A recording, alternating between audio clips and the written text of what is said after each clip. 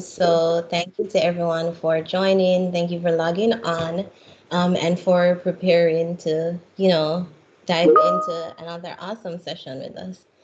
So I will turn it over to Zenobia, who will kickstart us, and then we will keep going. Good morning, lovely people. How are y'all today? Happy Friday. Happy Friday. It's a beautiful day outside. And I just wanted to share this quote with you all, take it along with you throughout the week, be inspired, and share it with someone else. So the quote says, we need to learn to love ourselves first in all our glory and our imperfections. If we cannot love ourselves, we cannot fully open to our ability to love others or our potential to create. John Lennon. So, with that quote, I want to encourage you all to truly value and love yourselves no matter what people say. Love yourselves. Like we tell you all to not give up, we tell you all to keep pushing, but you have to love yourself enough to keep pushing. You have to love yourself enough to not give up on yourself. So throughout this week, love yourself. Say in the mirror, I love myself. Compliment yourself. Say, girl, I look good today. Do I look good today? Like, can't nobody tell me nothing. Like, you gotta have that in your heart. Love you some you because I love me some me. So that's what I want y'all to take with y'all throughout the week. And thank you. Thank you, Zenobia. That's a very fitting word. So I will turn it over to Kane, who will go ahead and give us an official welcome before we dive in. Okay. Hello, everyone. Good morning. Thank you, Zenobia, for that amazing quote. Um, on behalf of the Student Government Association, myself, Kane Roberson, the Chief of Staff, I have the privilege of Hi, introducing how are our you? wonderful. Hi, I have the pleasure of introducing our wonderful speaker. And so I would like to thank everyone for attending today's Lunch with a Legend lecture series. We have a dynamic alum, Miss Linda McNeil, here to share her experiences and journey with us. I do not know if our illustrious president, Dr. Bennett Ferris, is on the line, but I would like to take a moment to acknowledge her and the members of our executive team, the faculty and staff and students who took their time out today to come join our series. We know this session is a bit different from the others, but we appreciate you for showing up and we are looking forward to a great one. Again, thank you all for coming and we hope you all enjoy it. Thank you, thank you. Just to add to that, I'm sure you all see Dr. Dawn Ross on the screen. She is our new vice president, and we want to say a special welcome to you. Welcome to the LOC family once again, and welcome to Lunch with a Legend. So, as we are aware, Lunch with a Legend is one of those events that the student government hosts, highlighting and giving some of our alums a chance to come back and speak to us, and so that we can see, what's possible for life after LeMoyne-Owen College.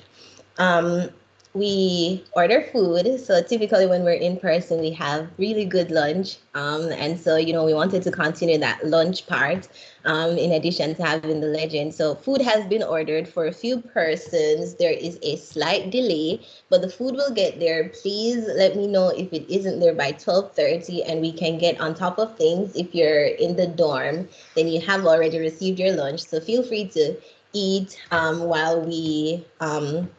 while we hear from Miss McNeil. So I will go ahead and introduce her, then hand the floor over to her so we can have as much time hearing from her and asking questions after she's done speaking. Linda McNeil is a lifelong Memphian and graduated LeMoyne-Owen College with a business administration degree and committed herself to working to better her community. She began her professional fundraising career in LeMoyne-Owen College's Offices of Alumni Affairs and Institutional Advancement, where she spent 7 years. Over her 20-year nonprofit career, Linda has served as the chief fundraiser for some of the city's most noteworthy nonprofits, including Bridges, MIFA, and the Soulsville Foundation. She currently works as a nonprofit consultant for Gaskill Strategies, a firm that provides fundraising, communications, and strategic planning counsel for nonprofits. Some of their clients include Collage Dance Collective, Code Crew, World Bank of Memphis, Mid-South Food Bank, Memphis Botanic Gardens, Binghamton Christian Academy, Ballet Memphis, and Memphis Brooks Museum of Art. She made her mark on the nonprofit and fundraising community at large, and in 2011 received the Association of Fundraising Professionals Crystal Award for Fundraising Executive of the Year. She was also honored as one of the Tri State Defenders Women of Excellence in 2015. Linda was most recently honored as one of the recipients of the Memphis Grizzlies 2021 HBCU Empowerment Awards for her positive contributions and impact in the Memphis community. Linda is known for her quick smile, no nonsense attitude to raising funds, her charm, grace, brains, and hard work. So there's a little bit more, but I will allow her to speak with us further so we can get to know her a little bit beyond her biography. So it is a pleasure of ours to introduce Miss Linda McNeil, LOC alum, dynamic fundraising individual to speak to us today. So welcome. Thank you. Thank you, Saina. I really appreciate that introduction. I am so honored to be with you all today, to be acknowledged as a legend. That's pretty cool because I'm so young. I guess I'll start by just telling you all a little bit about my LeMoyne-Owen College experience. I am what the college used to, and they probably still do, call adult students. I'm a non-traditional student. So I became a student as an adult and actually was working in the Alumni Affairs office before I enrolled at the college. So I had kind of the best of both worlds. I was able to work and see the inner workings of the college behind the scenes, and at the same time experience the college as a student and get to meet amazing students outside of the classroom and in the classroom. Amazing alums who helped me understand the importance of giving back to the school and the importance of the school. And I don't know, I mean, if anytime you are able to talk to, and I say I'm young, but an older alum, you just cannot walk away from that experience not having just so much pride for the school, for the contribution it's made in this community, the people who have graced those halls. It's just an amazing experience, and I'm glad I got a chance to have that. And I can also say that LeMoyne-Owen is really, truly, single-handedly responsible for the career and the profession I've chosen. I would not have even known it was an option had I not worked in the Alumni Affairs and Advancement Office. And it has been, this career, this work has been amazing. I've really enjoyed being able to support and help so many nonprofits in this community achieve their goals and serve people in a way that meet the most needs in the community. So LeMoyne-Owen is truly responsible for the profession I've chosen.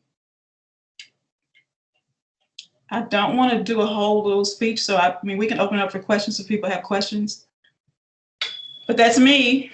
I'm a lifelong Memphian. I've been here all my life. I've raised my children here.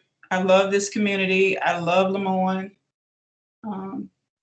That's me in a nutshell, honestly. And you gave him the bio. Yes, so we do enjoy an interactive session. So as I give those on the call a minute or two to think about some of the things that they'd like to hear from you, Miss McNeil, can you pinpoint, you mentioned that your experience at LOC has really guided, your journey so far. Can you, maybe give us one or two specific ways or examples of how, your LOC journey, especially, as an ASAP student? I know that's sort of different. It's different from the traditional student experience. So maybe some tangible ways in which those have truly guided your path.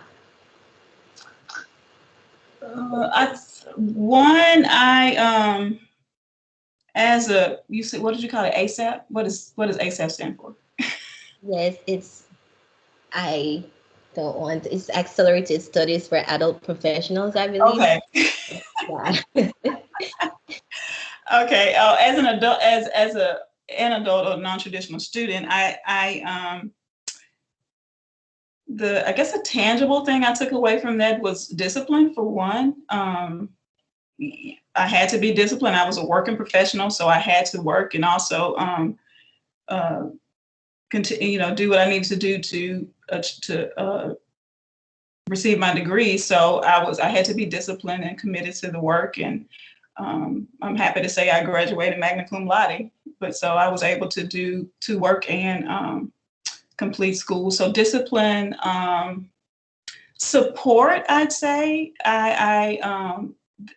Having such a wonderful support system on that campus. I mean, from professionals that I work with every day to people that knew what I was trying to do across campus. LeMoyne, all know this. LeMoyne it is just an amazing place to, it's where you are nurtured, you're supported, you're cared for. I mean, people are rah-rahing you all the time.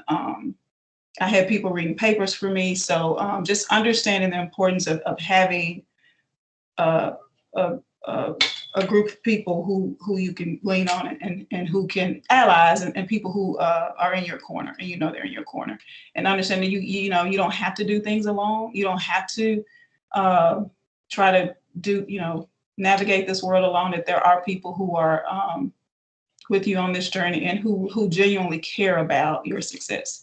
So I would say those tangible things are, just really just really honing and knowing that discipline is so important and commitment to achieving your goals, and then really embracing the fact that it's not a me against the world kind of situation. So, embracing that and having people at LeMoyne show up in my life in that way was really helpful.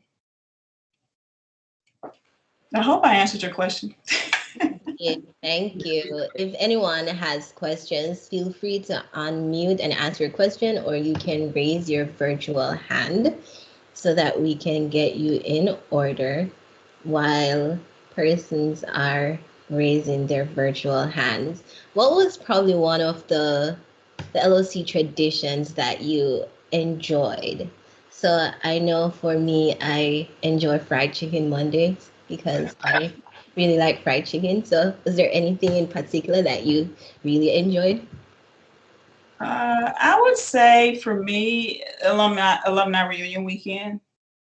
I don't know how it is now on campus, but that was a time when alums would come back on campus and just they they would intermingle with the students and the events that they were planning for them.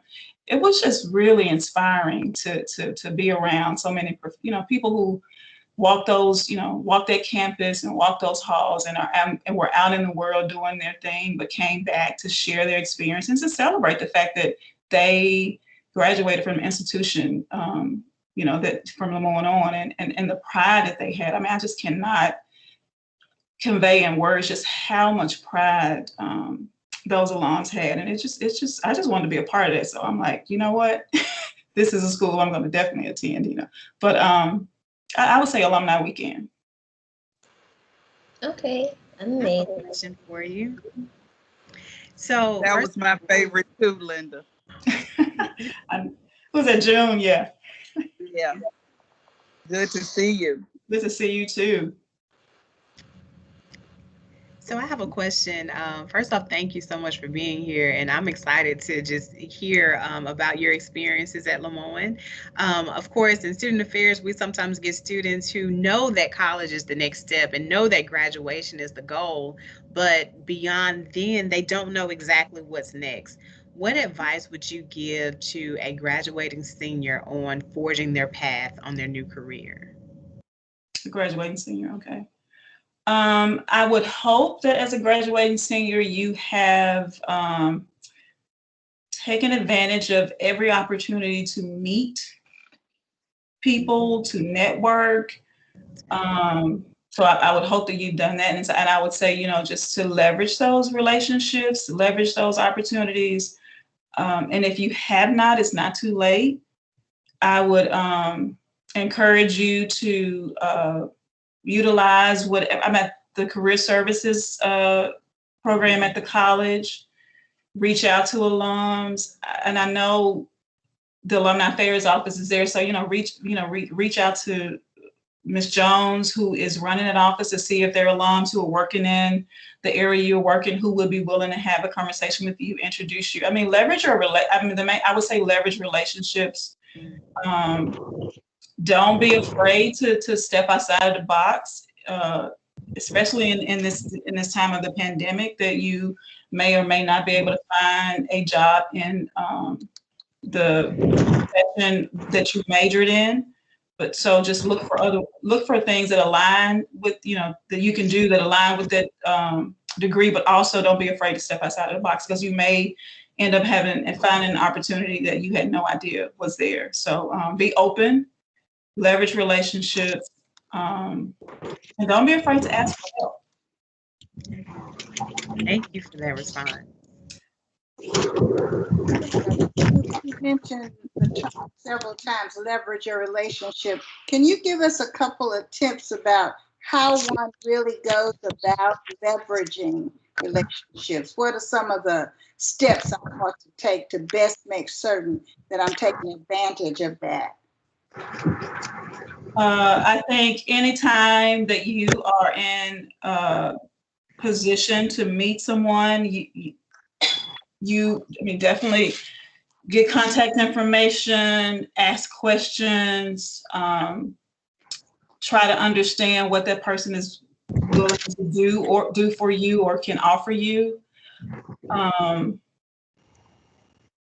think, as I said, about just an example of the Alumni Affairs Office, reaching out to alums who may be working in your profession, asking them, saying, I am a student, I'm a graduating senior from LeMoyne. I would love to talk to you give me 5 minutes. I would love if you would give me 5 minutes of your time. Zoom, Teams, all these virtual platforms are available. I'm sure, and as an alum, I'm sure many others would too be willing to have a 5-minute conversation with a graduating senior to give them advice. Anytime, any interaction you've had on campus, there used to be I know with this pandemic, there's so much that doesn't happen anymore. But I mean, really, when you meet people, get their contact information, reach back out to them. And then again, we have a network, thousands of alums out in this, out in the community. So I would definitely try to leverage those relationships if possible. Thank you. Thank you. Mr. Miller, I see your hand up. You can go ahead and unmute and ask your question.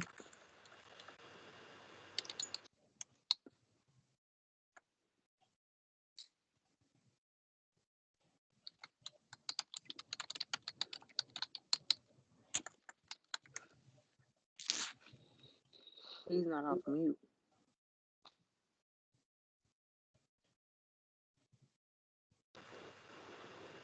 I think you are muted. I didn't know that. Thank you.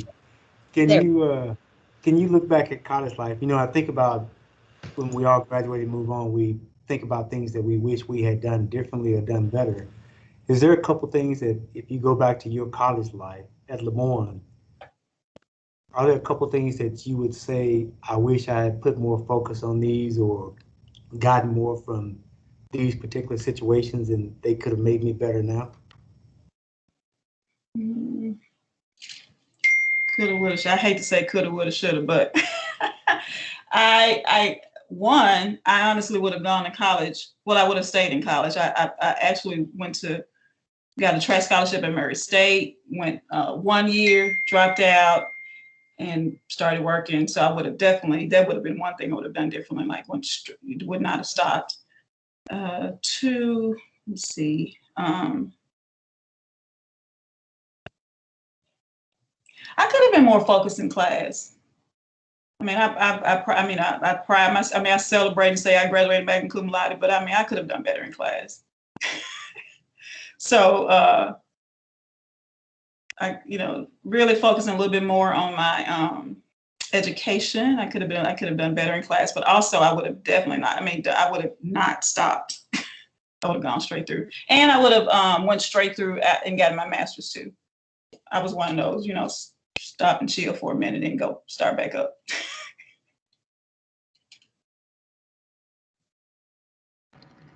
Can you brag a little bit about your fundraising efforts and why you have a passion for it, please? Sure. I love talking about fundraising because when you say fundraising, people think you spend all your time doing bake sales and car washes. So I started again at LeMoyne, and I was so fascinated about how people just gave money and did not receive anything tangible. I mean, they really didn't. I mean, you get to the school, it may go to a scholarship fund, it may go to a building, but you really seriously you don't get anything tangible. There's nothing that you have possession of. So that just fascinated me. And as I've continued to work in this, I am amazed at the generosity in this community. And what I love the most about it is being able to connect people with their passions. So I've spent a lot of time, researching corporations and foundations, but also individuals. I mean, there are wealthy people out in this community who give for different reasons. I mean, some give because it's a good investment. Some give because they really, really care and they want to make a difference. Some give because it's cool to be a part of the in crowd. And that stuff is fascinating to me. I love it. I love the relationship part of it. Getting to meet people.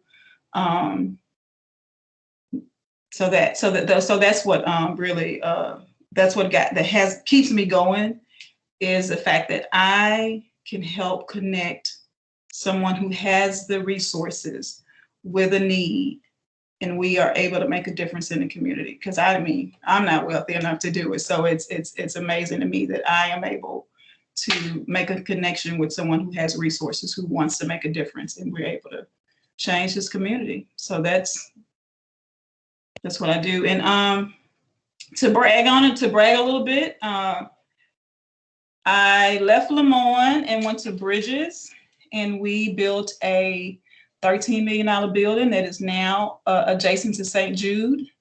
So I was a part of that campaign, and we successfully raised that campaign and started a $10 million endowment at Bridges. I worked at Soulsville briefly. I worked at MIFA. At MIFA we raised about $15 million for their endowment. And my consulting work, which is has been so fun because I get to do a lot for a lot of different organizations. This wall back here is my wall of kind of honor. It's organizations that I've helped them meet their goals. She mentioned Collage Dance Collective. They have a new facility at Sam Cooper and Tillman. That organization is an African-American ballet company that was working out of a 2,000 square foot building. The students were on top of each other. They now have an 11,000 square foot, now 22,000 square foot building that we were able to help them meet their goal. Their goal was $10 million, and they actually raised 11. So I'm proud. So just proud to be a part of that. Mid-South Food Bank. They moved from having 3 buildings to 1 building on Perkins. They had a $12 million campaign, and I'm proud of their work because in this pandemic, had they been in that same space before, they would not have been able to meet the needs of this community. So being able to help them move into that facility and being able to distribute the food that they need to distribute during this pandemic was, I have a sense of pride of being a part of that effort. So just a little bit of bragging, I'll let that be. But I have been so fortunate to be able to do work that I really love, and I get to see the fruits of my labor, and so I'm thankful for that. Thank Thank you you. for sharing. Miss Latiker, you have a question. You can go ahead and unmute. I'd like to say hello to you, Ms. Linden. Thank you so much for coming back and sharing. I really like the nonprofit. I just that just the giving and just a spirit of giving and helping others just really excites me. What did you major in when you were? Because I'm in the accelerated program. Came back to school after 35 years, so I am back in school and working full time at IRS. But once I leave, I'm going to retire soon, but what did you major in? And when you went and got your master's, what did you major in order to get into? And I knew you were already doing like nonprofit type stuff already, but basically, what was your major and at LeMoyne? And then when you went on to get your master's, what did you attain your master's in? Business. I don't have any formal training in fundraising and nonprofit work. It's been all on the job training. But again, all that stuff that we learn in school, we apply to the work, right? Right. So, you know, in business classes, you learn how to write a business plan. In fundraising, you have to write proposals, you have to write plans, and working in nonprofits, you have to write a plan and it's funny, I'm on Instagram, but and my Instagram name is Lady with a Plan, because I think plans, you have to have a plan in whatever we're doing. So although my degrees were in business, I think that also, I mean, all that I've learned, I've been able to apply to this work.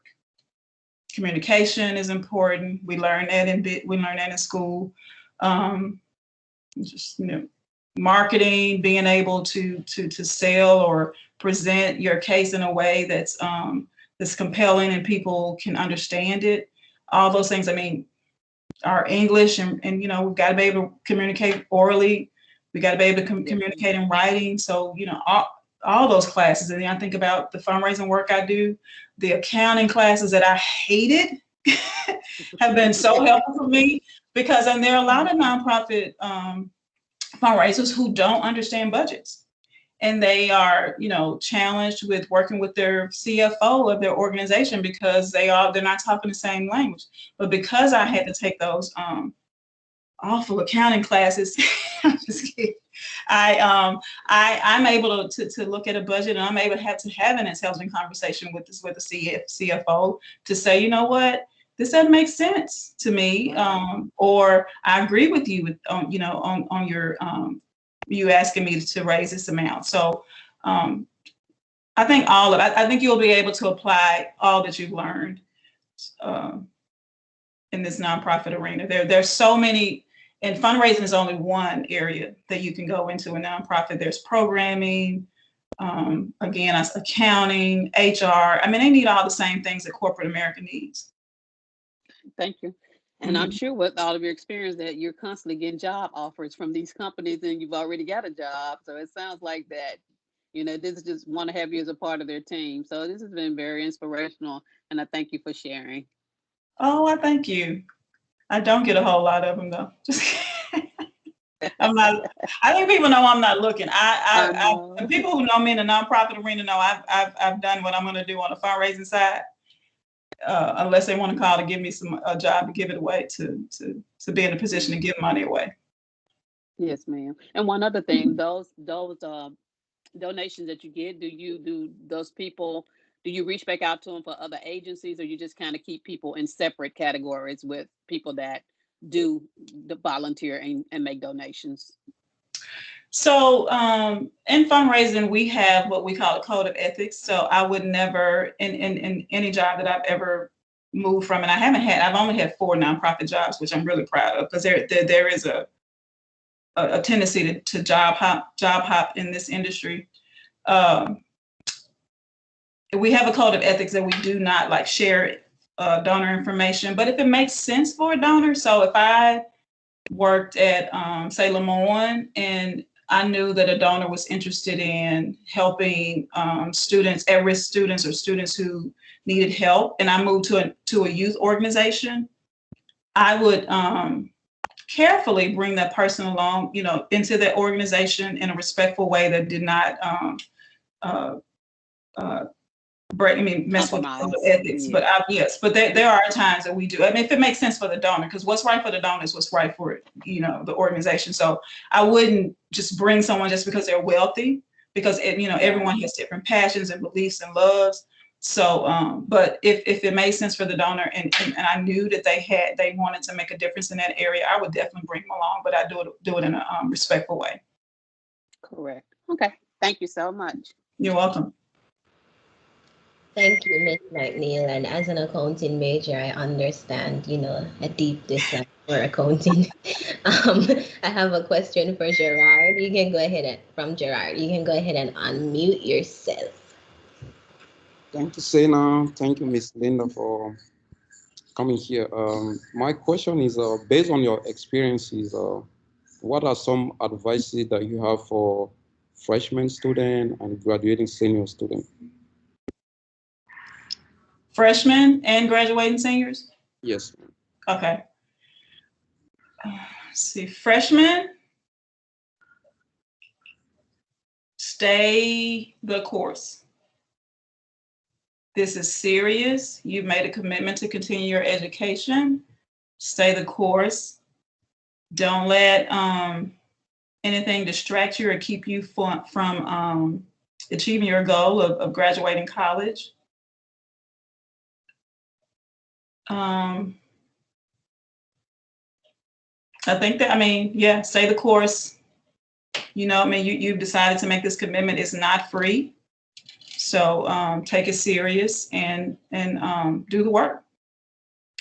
And for graduating seniors, I would say,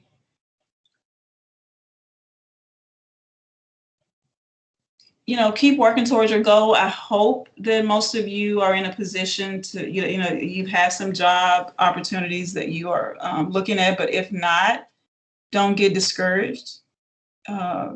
What's for you is for you. So you will find that right opportunity. Don't be too proud to not, to not take a position that you don't feel necessarily is adequate based on your education.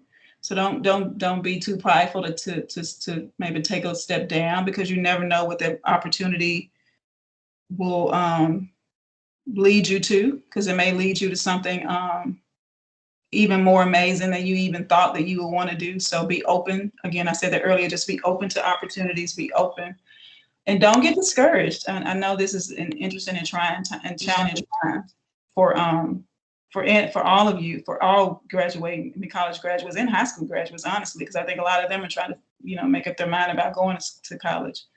But stay the course, be open to opportunities, don't get discouraged, be proud of the school you graduated from, this HBCU. Before most recently, it was, HBCUs were not looked at the way they are now, which I'm really happy for you all that being a graduate of an HBCU has gotten a little bit of more validity and esteem from the community. So I think you all are in a good, but be proud of being a graduate of an HBCU, and especially LeMoyne-Owen College. So, whenever you walk into those interviews, you walk into those interviews with your head held high, with, pride, with all the pride that you have, and then think about all the work that you've done to achieve this, to get your degree. So you walk in there because you are just as qualified as the next person. And wear that confidence everywhere you go.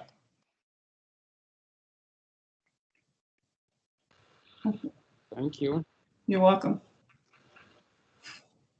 Thank you for that piece of advice. Does anyone else have any questions? We have a few more minutes. If there's anything I else. have a question. Go on. Yes. Hey, my name is Miles Pettigrew. I just want to know, is the road to success lonely or is it very friendly? And be brutal with it. It can be lonely, depending. It can be lonely, but it doesn't have to be. I think we all know that there are some situations and sometimes where you have to end relationships or relationships die. So because everyone's not everyone's not supposed to be on the journey you're on. So there are people you'll probably lose some friendships or whatever. So it doesn't necessarily have to be lonely, but it can be. But I think so no, I don't, it doesn't have to be lonely. I think also when you get into leadership positions, it is a little bit harder, especially when you're managing people. I know when I first became a VP at a nonprofit, I had been a staff person, just regular, and a lot of the people that I was managing had been my peers before. So our relationship changed. It was challenging at first. One trying to get trying to get those people to not necessarily respect my role, but at the same time, I wanted to show them that I was still Linda, but at the same time, I was a VP, which wasn't necessarily the best approach. But we worked through it, and it ended up being fine. But it was a little bit challenging at first to move from being a peer to being someone's boss, to being their boss. But it worked out. It worked out, and it ended up being I'm still actually in contact and friends with a lot of those people, because in working at LeMoyne and other organizations, I learned a lot about being a leader. I learned the good, the bad, the ugly. So all of that helped, and I felt like I was I felt like I was a fair and decent leader. I wasn't so yeah, it can be lonely, but it doesn't have to be lonely. It depends on you. It depends on how you present yourself and how you manage those relationships, and you've got to be what am I trying to say, y'all? I just can't even think of a word, but anyway, it depends on how you manage those relationships. You got to be an adult. And just to piggyback, what is the hardest aspect of being a leader in your opinion? For me, yeah, just me. Yeah, for me, I mean, I can. It's different for everyone, but for me, it was the managing people. I am from the old school of you come to work, and you leave what you got at home, and that's not necessarily how everyone leads, and it's not necessarily the right way to lead. But I had a hard time managing people who brought the personal stuff to work. So for me, it was managing people. But it's different for everyone. It's different for everyone. Some people can't work with leadership above them. So, and there's some people don't like having responsibility. Some people don't like to take full responsibility for work, for the goals or whatever. So it just depends on the individual. But for me personally, it was managing people. I struggle with that a little bit.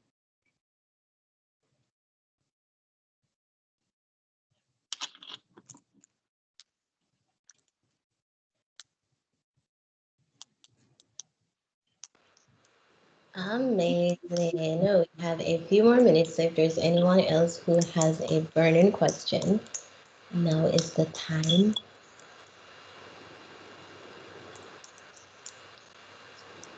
I'll give it a couple more seconds.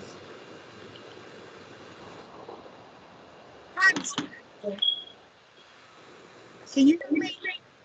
Yes. Hey, this is Marion Hart with the Business Students Association. And I wanted to thank you. You came out in 2018 to speak, to be our annual banquet speaker. And it was just so much good information, I might add. It was some things that you said about staying in the moment that I feel like would help a lot of students. You kind of went on to tell about the things that you went through when you were setting up your company and all of that. Would you kind of elaborate on some of those issues? I'm trying to. I remember coming. I remember the coming out and speaking with you all. I, I don't recall exactly what I said. I was saying 3 years ago. But as far as staying in the moment, what I would say is, I think a lot of times we're all so busy setting goals, checking stuff off the list, or creating a list and checking stuff off the list that we fail to celebrate. Celebrate those small wins, the small things that we accomplish, the the 2 steps that you got done out of the 5.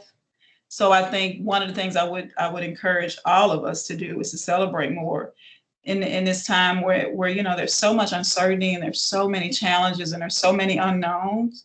And I think a lot of people have seen how we just can't take anything for granted.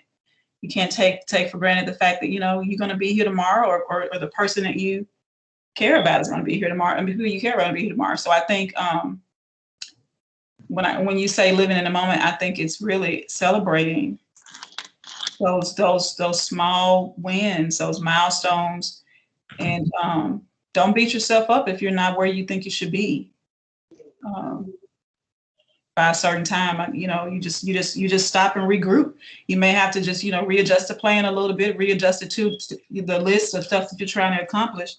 But every step you make in going forward in a positive direction is a step closer to getting you to where you want to be. So I don't know if I'm answering your question. I honestly don't, but I would say, I just, as I'm thinking about just what's the way things are in the world today, that we have to stop and celebrate more and not take things for granted. Absolutely. Thank you. Did that help, Ms. Hart? I'm sorry. Yes, it did. Thank you. Okay. Thank you. All right. Thank you so much. I have a question from Nichelle. Your hand is up. You can go ahead and ask your question. And then Zenobia. Okay. So Thank you. working into the business that you're in, Welcome, how and thank you for coming out. could you utilize some of this business? Hello? Can you hear me? Yes. Okay. Thank you for coming out, speaking with us today. I am truly enjoying everything. I wanted to ask, are there any opportunities now I guess, in your business or organization now where you could do like some volunteering work or mentoring work just to kind of see how things are kind of ran, or how you run the organization that you're with? So I work for a consultancy firm that works with other nonprofits. That's what I do now. I'm virtual. I am happy to have a conversation with you at any time to talk through what I do. I'm also happy to connect you with other nonprofits that are looking for volunteers. There are so many jobs available in the development fundraising arena in this city. It's I would say to anyone who has sales experience, who has business experience, who is not having luck finding a job in your field, to explore fundraising nonprofit work. There are so many jobs. This is when you talk about demand, this profession is in demand, and African Americans in this profession are in demand. You can go anywhere in this country and you can make it. And I want to also dispel any myth. We make money. We do. Yes. We're not out here living like paupers. So if you are interested, there are opportunities. You may have to start kind of like entry level, but there are opportunities. Okay. And I would be happy to share where you can find those opportunities with you. Okay.